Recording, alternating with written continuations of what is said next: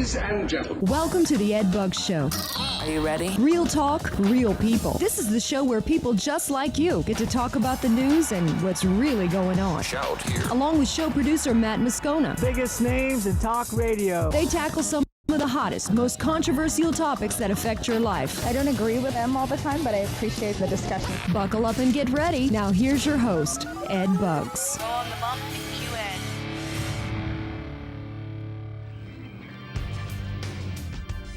Thank you, Matt Moscona, and welcome aboard, everyone. Good to have you here on the Ed Bugs Show. Real talk, real people, live on 1550 AM WPFC. Welcome aboard as well to those of you joining us on television and around the world on the World Wide Web at edbugs.com. Another great day in paradise. Matt, you doing well over there? Yes, doing very well. You know, I think I have arrived. You arrived. I think I have arrived. What happened to make you arrive? Or what marked your arrival? One of the cats took a major. This happens every 9 months. One of our cats took a major dump on the hood of my car this morning. The dog ran away this morning. This is all true. And you Wait. arrived how?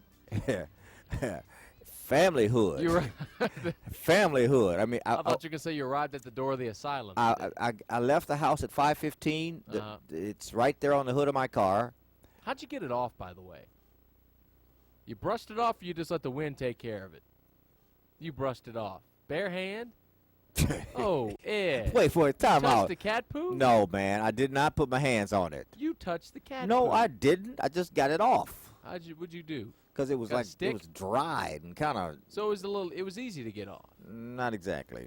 You don't want to know, okay? I'm kind of interested. I'll tell you what I'm interested in. I'm interested in keeping those cats off my car for good. I told you I could take care of that for you. How would you take care of it?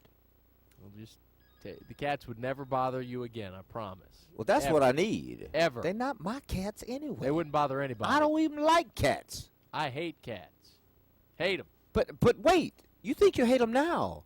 Wait until you get up in the morning and they've done their business on the hood of your car. We have a cat next door to us, and Yeah. he likes to sort of sneak into the backyard, and whenever I wake up in the morning and Yeah. let my dog out, Right. there's a little bit of a barking match, and then the cat kind of claws at the dog once it reaches a high perch. There's one day I'm going to go out there with a little Yeah. bitty shotgun. And Well, oh, no, don't do that. But let me tell you what I did try. And this is the part that. no, I think I'll do that. Let me tell you what I did try. Okay. I took some ground Chinese red pepper, true, Yeah.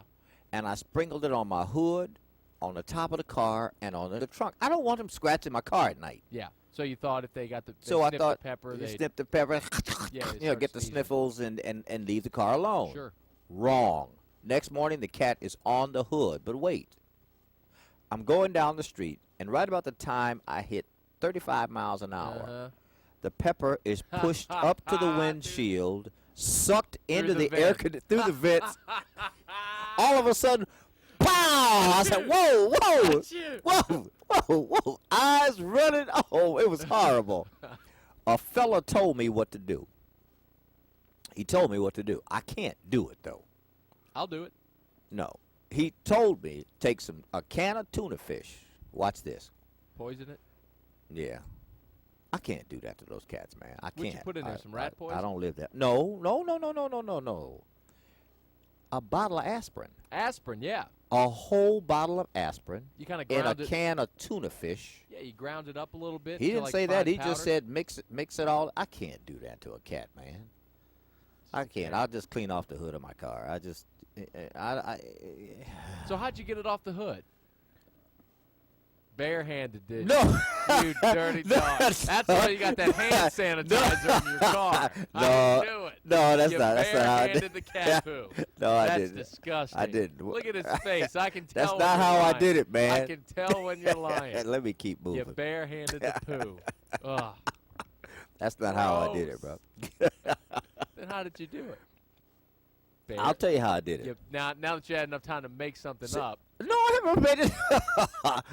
Would I lie to you? Yes, you would. Would I lie to you? See this bottle of water? I keep it with me all day long. The one that you're now drinking out of. When I'm not drinking out So of. you had cat poo on the bottle. You're No, not don't drinking worry. out of. The top of this bottle never touched the cat poo. And now the bottom where your hand is now. No, touched the nothing cat touched. poo. Nothing touched. It was touchless. It's like a. What did you use? Telekinesis? You moved it with your mind? No, get out of here. All right. All right, now, big news that we've been following from the White House for several days now, and many as more and more Americans get a hold of this. This story has taken on legs, as they call it in the news business. This story is running on its own two legs right now. And of course, I'm talking about the U.S. Plan to turn over control of 6 U.S. ports to a foreign government, because the government of the United Arab Emirates owns the company that is about to get, it appears, the management of these 6 major U.S. ports: New York, Newark, Baltimore, Miami, and New Orleans. Not to mention, I got them all: New York, Newark, Baltimore, Miami, and New Orleans. Here's my point. Yesterday on the show, I made it clear to you that as a Bush backer, my president and I are severely at odds over the possibility of this company taking over or getting the contract. We are severely at odds with his administration being for it.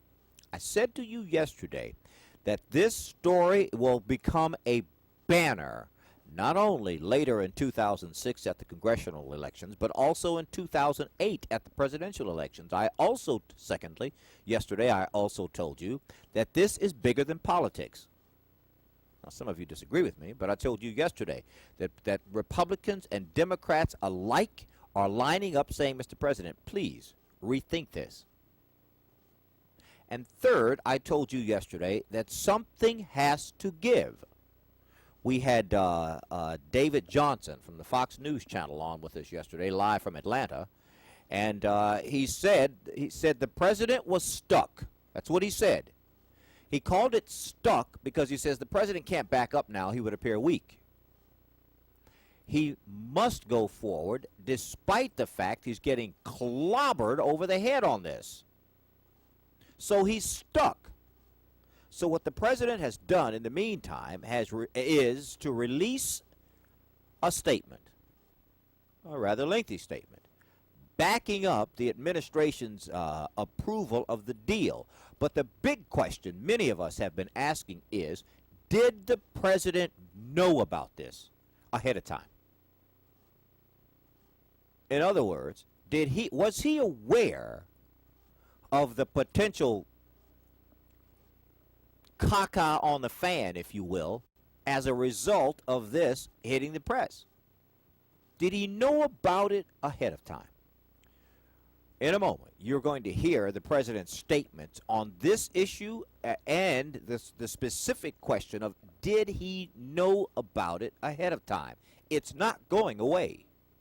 It's not going away. And the same questions that you and I talked about on this show yesterday, questions of, why are we doing it now? Questions of, aren't we at war? Questions of, didn't 2 of the 9/11 hijackers come from the United Arab Emirates? Questions like, didn't all of the immigrants, in this case, didn't all of the attackers, the hijackers, come to America from the UAE? Yes. And then we came back to the same central question yesterday, so why are we doing it? The president has spoken out. I got Frank, Mary, and Jack on the line. Your phone calls coming next at 499-BUGS, 499-2847. Hi, folks. Ed Bugs keeps me happy. Makes my body tingle. You've gotta love it. I love you just the way you are, the way you are. The Ed Bugs Radio Show. It's on and pop it like that. Real talk, real people.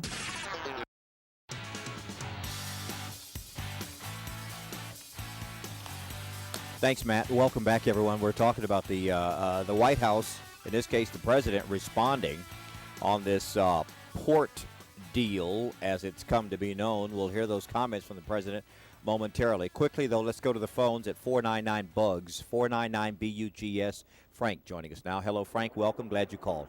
How are you, Edward? All right, my friend. Good to hear from you. you know why you're getting the rendition of the cats tiptoeing on your hood, don't you? Do I know why the cats are doing it on my hood? You change to this non-red meat diet, and they're paying you back. You need to eat steak, my brother. You're telling me if I start eating meat again, the cats won't do it on the hood of my car? You start eating red meat and throw them a little bit out, smidges out the back door when you clean your plate out, and they'll leave you alone. You haven't been doing it. There's nothing in the garbage dumpster or in the back for them to get into, is there? So they do it on my car? Well, Edward, they're mad. Cats can be possessing sometimes. Okay. But on to another subject. Thanks for sharing, Frank. I'm very surprised, as I told Matt, that you haven't figured this one out yet. Okay. And I'm going to take you a little history lesson back. Everybody thought the Clintons, i.e. Hillary and Bill, had the most ideas or ever the masters of spin. Okay. They don't have anything on Karl Rove and George Bush. Now, let me tell you the point. All right. What was going on for the last 2.5 weeks concerning Chertoff and Homeland Security, and that more money needs to be spent on quote-unquote, i.e., social issues and everything else. Out of the blue comes this, supposedly out of the blue, comes this deal. And now, instead of talking about we need to divert more money to Katrina victims and more health issues and more welfare and everything else, is, oh, my God, Homeland Security, you can't be doing this. There's no way. You see everybody jumping on board from the Democrats to the Republicans saying, oh, no, the top priority is Homeland Security. There's no way you can do this. And now, and while we're focused there, Bush knew about this from the get-go, and he probably helped orchestrate it. It's also, I'll take you back a while back when you were at the other... Well, hold on, one thing at a time. Are you telling me that this is an effort to divert our attention while something else is going on? No, this is the point, to get the focus back on Homeland Security, where Bush has kept it for the last 5 years since 9/11 and wanted it kept. And off of Katrina. Off of Katrina and also off of Chertoff. Remember 2 weeks ago, everybody was, Chertoff's got to be fired, he needs to resign, the whole agency needs to be redumped, and everything else. And now this week, all of a sudden, is, oh, no, we got to spend, we can't do this deal. We got to spend all the money we got on Homeland Security. All right. And from Democrats to Republicans. Now, if you don't think that's my thoughts are, it's the same way they did Harriet Miers. Remember, we talked several months ago. Right. They got John Roberts in there, flew in so fast it was pitiful. Almost a unanimous vote. Had the Kennedys every once in a while jumping up and down. Right. But then they proved Harriet Miers. And they brought up her religion. Right. And they got it started, and it started all the furor of, because Bush wanted to find out, well, do you want me to fight for the court to be the way we need it to be as I campaigned in the elections, or do you want me to let it go? All right. So she stepped out. Alito came in. All right. And he's now on the court. All right, now. Bush got public opinion away from Harriet Miers that she's not strong enough, she doesn't have any experience, and Bush said, okay. So what's he gonna do now, in your opinion, Frank? He will let it run for a little while, and he'll probably come up with it after further review. I don't think he's going to back out, or he's going to put it to the point of a caveat that somebody else would manage it. The point is, as he explained in his statement, that national security, the security of the ports, and the are being handled by the Homeland Security Department, which now he's got to focus on. Everybody wants to keep it and build it up stronger, and the Coast Guard. The company is strictly just managing a managing partner of the ports. Yeah, but that bothers me. Well, to a certain extent, it shouldn't, because England has been doing it. Yeah, but England and the United Arab Emirates, and I heard that same argument this morning, that's apples and oranges, Frank. That's two different things, Ed, but it's also the point that they are a business company. Business company. If it gets to the point, Ed, think about it, $8 billion. Yeah. $8 billion. What's $8 billion? That's what the company of Dubai has paid for the management of the ports. $8 billion. If you take that $8 billion and then Bush comes up and says, okay, you're not running the ports to meet our satisfaction of their problem, right? They have it in their contract, they can cancel it. And there probably will not be any refunds. Yes. So where's that $8 billion going to go? Into the coffers. Oh, it's going to go into the coffers. It's going to go into funding terrorism. We don't know where it's going to go. No, they're paying us, Ed. I understand, but here's my point. The reason they're paying us is because there's something on the back end. I mean, they're not doing this just to come watch theater in America. Well, Ed, you have to sort of look back. Everybody was upset that Jimmy Carter, which I still don't agree, gave away the Panama Canal to the Chinese. Yeah. Has the Panama Canal been closed? No.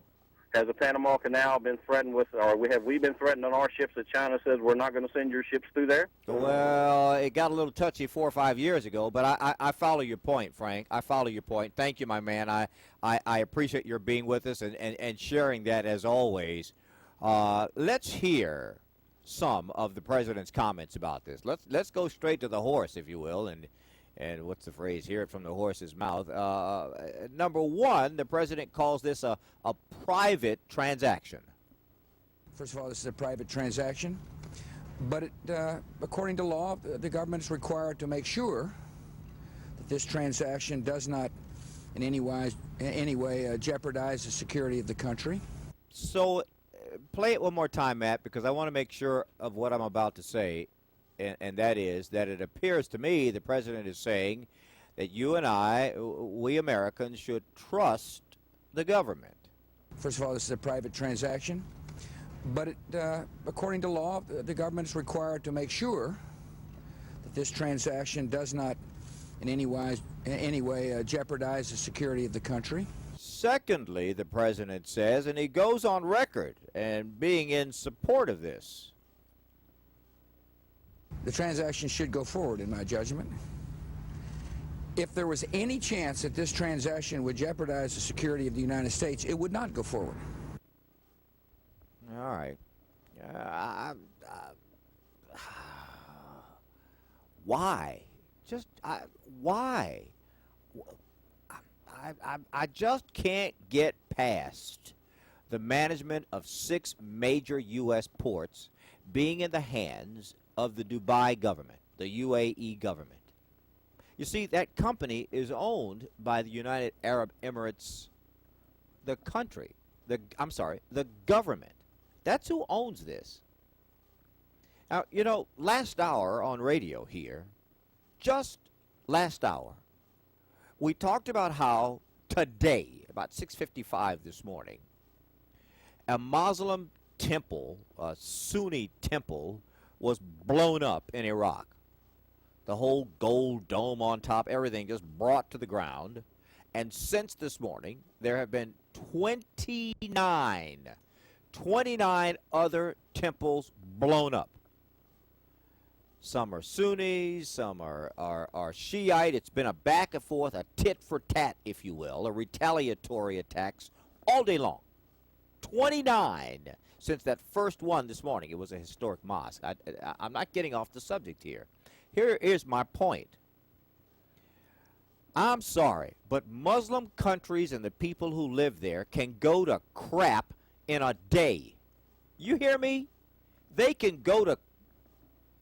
It can hit the fan there in a day. In a day. All you need is one joker to draw a cartoon or somebody else to blow up a gold dome, and you got chaos over there. And yet we find a company based there, the UAE, a company based there to manage 6 U.S. ports? I'm not buying it. I'm sorry. I'm not buying it. I'm not buying it. Heck, they could wake up tomorrow morning in a bad mood and decide to start rioting at the ports. Who knows? Why risk it? That's my only question in all of this. Why risk it? Why not take all the risk out?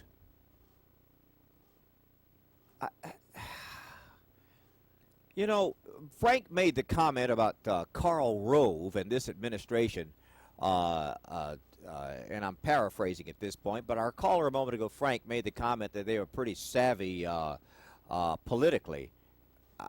Well, maybe you're right. I hope so. I don't think they thought this one through at all. I don't think they thought this one through at all. This has been a disaster. I mean, people like me have been asking the question, what? And then we ask the follow-up question, why? Is this the only company in the world to turn the management of 6 major U.S. ports over to? I don't think so. The timing is wrong for this. Absolutely wrong for this. We got Muslims going crazy all over the world right now. Right now. We got clerics in Iraq pleading for peace because it's blowing up around them. 29 mosques in one day. No, Mr. President, I'm backing you, but not on this one. Stand by. More of the Ed Bugs Radio Show straight ahead. This is the Ed Bugs Radio Show. 1, 2, 3. Real talk, real All set. people. Talk radio the way I like it.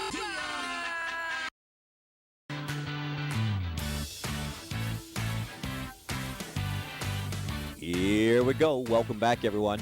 Good to have you here on 1550 AM WPFC. 1550 AM WPFC. Welcome to the Radio Revolution on the Ed Bug Show with Matt Moscona, Moses Jackson, Josh, Tommy, Dirk, the whole crew here today. We're talking about the president coming out today, speaking on this port deal. Let me just take a quick moment here and make sure that we all observe something that's happening. You see, sometimes I feel we take a lot of what we have as Americans for granted. Let me be specific here. What you and I are enjoying right now, what you and I are exercising, is the ability to disagree without cutting one another's heads off. Don't miss this. See, in America, we can disagree with the president without kicking him under the bus. Literally. In far too many countries, you can't have that. In far too many countries, you cannot disagree and still be proud to be Americans. I don't want this point to be missed. See, a lot of people think that you cannot say anything negative about the president. You cannot disagree with the president and not be considered unpatriotic. I disagree.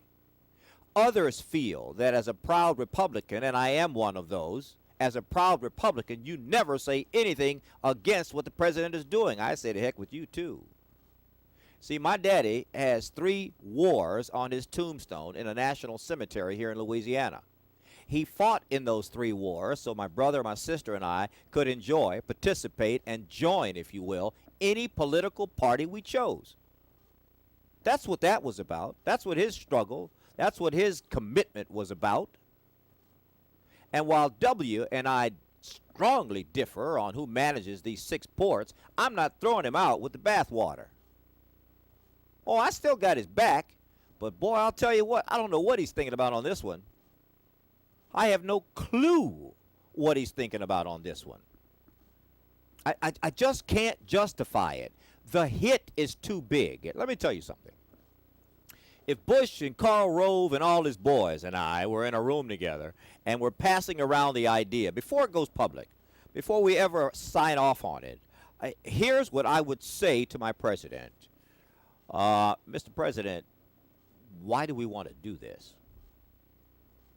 Is there any other country who can do this? 2, 3, are you prepared for the political hit that is bound to come?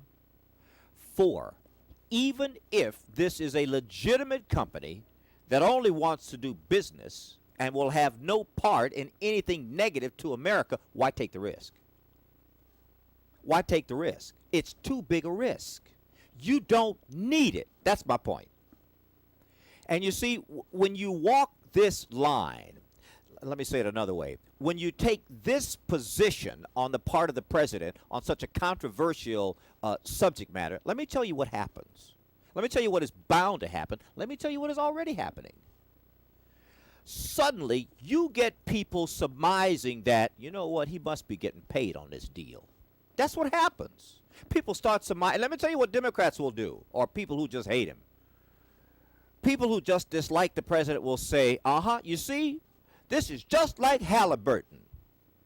There's this myth by people who don't know that Dick Cheney had to totally divest himself of any financial interest with Halliburton. But there is this myth that anytime Halliburton gets a big contract somewhere, like that contract they got in Iraq with no bids, like the time they got busted in Iraq for charging like $5 a gallon for gasoline. There is this myth that anytime that happens, pow, you see Dick Cheney's getting paid. Well, that same line of thinking now says Bush must be getting paid on this deal. So I would not leave that room of a discussion with the president and his circle of people without making it clear to him, I think this is a huge blunder. And a blunder, wait, a blunder you don't have to make. See, it's one thing to slip and fall. We all do it. The measure is not how deep you fell or how long, but how quickly you dusted yourself off and got up. But these are blunders that perhaps we have to make or we did not see coming. But that's not the case with this blunder. This blunder was coming down the street like a frickin' barn. There's no way you won't see it, is my point. Am I on to something? Does this make sense to you, or are you driving in your car, gritting your teeth, pounding the dashboard? Either way, talk to me. Call me now in area code 225 at 499-BUGS, 499-2847, or toll free from anywhere at 866-900-9732, 866-900-9732, or shoot me an email. Send it now to ed@edbugs.com. Again, that's ed@edbugs.com. Matt, take me back to more of this audio, if you will.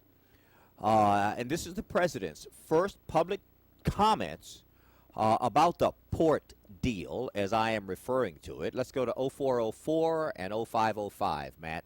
In this first cut, the president talks about our relationship with this company. The company is from a country that has been cooperative in the war on terror, been an ally in the war on terror.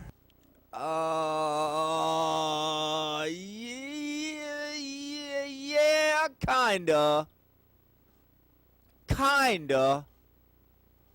And I say it that way because 2 of the 19 hijackers on 9/11 came, one, in fact, was even born in the United Arab Emirates. Does that make everybody born there a bad guy? No, but he was one of the 19 hijackers. The country does have a history of money laundering in connection with terrorism. It's bad news. It is bad news. So that's why I'm saying that might be a stretch, Mr. President. Now, let me bring up 0505, Matt, as the president talks about the company having dealings with the U.S. in the past. The company operates ports in different countries around the world, ports from which cargo has been sent to the United States on a regular basis. Now, therein could lie a rub. If that company controls ports that are shipping goods to the U.S. and manages ports in the U.S. that receive some of those goods, do you see the potential disaster I see? Hold on. We'll pick it up right here on this point on the Ed Bugs Show next. Bugs is on your radio. Hi, folks. Ed Bugs here. It's time for the moment you've been waiting for. Hi, folks. Ed Bugs. Attention. Is on your radio. Oh. Keep it real. Keep it hot. God. Keep doing your thing. This talk radio ain't for the weak. Thank you, Matt Moscona. Welcome back, everyone. Matt Moscona and Moses Jackson in charge of everything here. Josh and Tommy and Dirk on the camera crew. I'm Ed Bugs. Thank you, one and all, for being with us today. Let me go to the phones, and then I want to come back to more of these cuts from the president, trying to to calm people's fears that we'll be okay. That's what this is about. It's about making you and I feel we'll be okay turning over the management of these 6 major U.S. ports. Look, I'm not talking about Galveston and Pascagoula, Mississippi. I'm talking about New York, Matt, Newark, Philadelphia, Baltimore, Miami, and New Orleans. And that's no slap at those smaller cities. I'm talking about big frickin' ports here.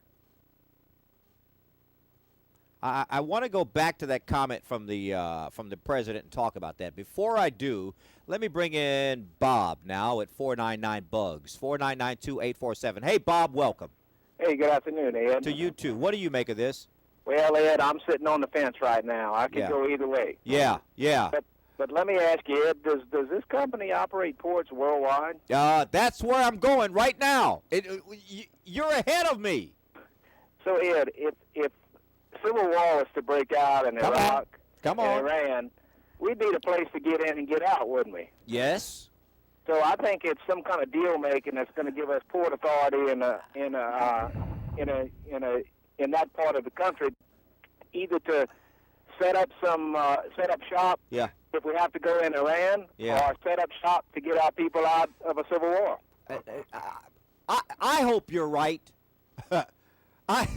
I sure hope you're right, because I'm not seeing it now. That's why I'm on the fence, Ed, because I can see the good and the bad out of this. All right, Bob, thank you. I appreciate the call and the comment. You think about it. In theory, it would be a win-win, perhaps.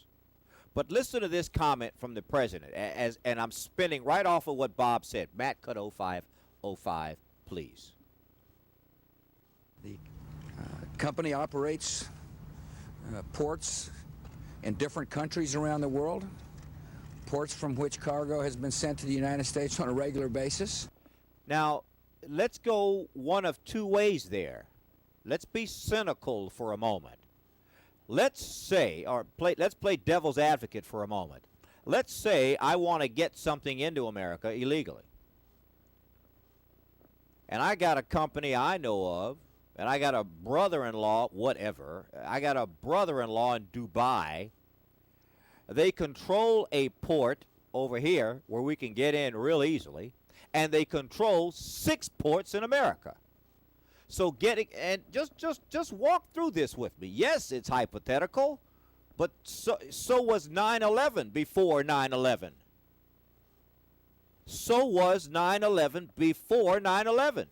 If I came to you on the 10th of September 2001 and said to you, all I got to do is commandeer some airplanes, walk into the cockpit, and fly these planes into the World Trade Centers, you would have had me committed for 72 hours. You would have had me committed.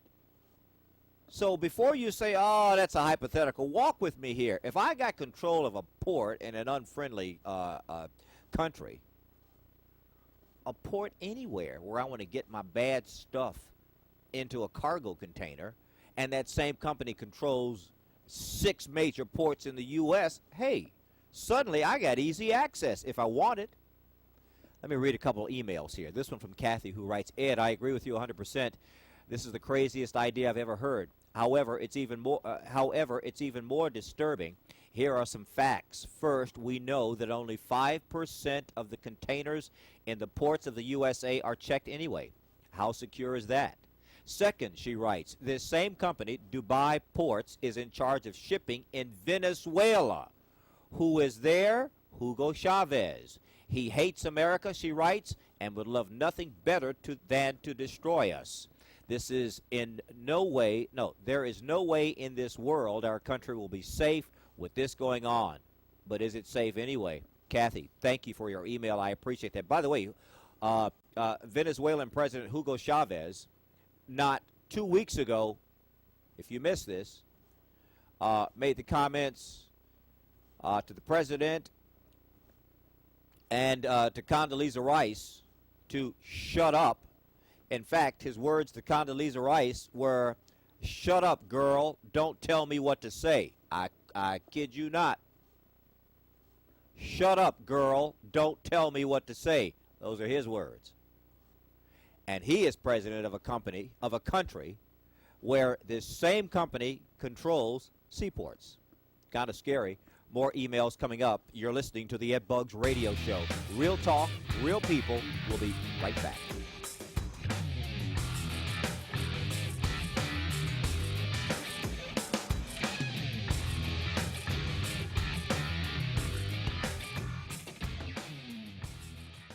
Thanks, Matt, and welcome back, everyone. The going home segment of this hour on the Ed Bug Show.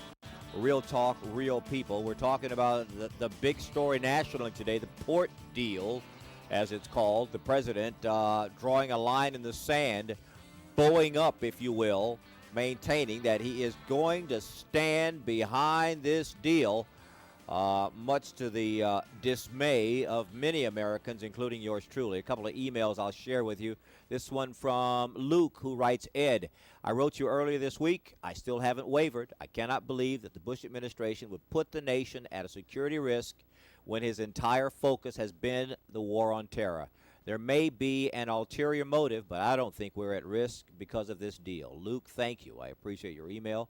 Another one, this one from Paul, who writes, Ed, I don't think we should be trying to develop stronger relationships with as many countries as possible in the Middle East, especially those who are friendly toward us. Wait a minute. Let me read this again from Paul. He writes, Ed, don't you think we should be trying to develop stronger relationships with as many countries as possible in the Middle East, especially those who are friendly toward us? I agree that turning down a reputable company from a country that has aided us in the war on terror is a bad move. Okay, Paul.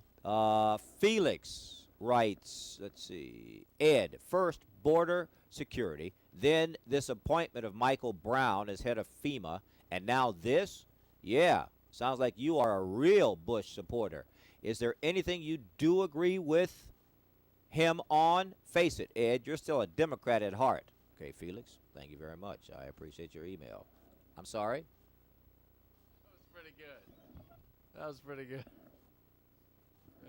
Let me read that one again from Felix over there. Ed, first... Felix was taking a shot there. That's okay. I'm a big boy. First, border security, then his appointment of Michael Brown as head of FEMA, and now this? Yeah, sounds like you're a real Bush. He put it in capital letters. Sounds like you're a real Bush supporter. Is there anything you do agree with him on? Face it, Ed, you're still a Democrat at heart. Felix, you low-down dirty dog. You think that just because I don't agree with everything the president does, I'm still a Democrat? Oh, come on, Felix. How narrow-minded can you get? You're almost as bad as someone who says, did you say they were Republican? Don't want to hear it. You're about as narrow-minded as someone who is dumb enough to think, you said they were Republican? I don't want to hear it. I mean, come on, man. I agree with a whole lot of the president. Border security, no. Michael Brown, a disaster. Well, wait a minute. All three of these were disasters, Felix. Our so-called border security with Mexico, that's a disaster. Michael Brown as head of FEMA, that's a disaster. This issue, the port security, in this case the port management, the port deal, as it's called, another disaster. Doesn't make him a bad president and doesn't make me a bad person because I disagree with him. Still America, Felix. Wake up. Or better still, grow up. My thanks to all of you for your emails sent in to ed@edbugs.com. Again, that's ed@edbugs.com. Quickly, do I have a minute, Matt? Take me to cut 0808. This is the president standing by his decision to use this company. This is a company that has played by the rules, that has been cooperative with the United States from a country that's an ally in the war on terror, and it would send a terrible signal to friends and allies not to let this transaction go through. All right. Well, I think the signal is not so terrible. I think the signal should be clear that we are at war, and until we have far more reason to trust you, we're not going to do business with you. Next, no big deal. I mean, it's over. No hard feelings here. You know, and as far as, well, what are they going to think about us as Americans? Who cares? I certainly don't. For those of you joining us on television, thank you for being with us today. We'll look for you again tomorrow, same time, same station. For those of you in radio, get ready. More Red Hot Talk is straight ahead right here on 1550 AM WPFC on The Ed Bug Show. Real talk, real people. Nobody move. We'll be right back.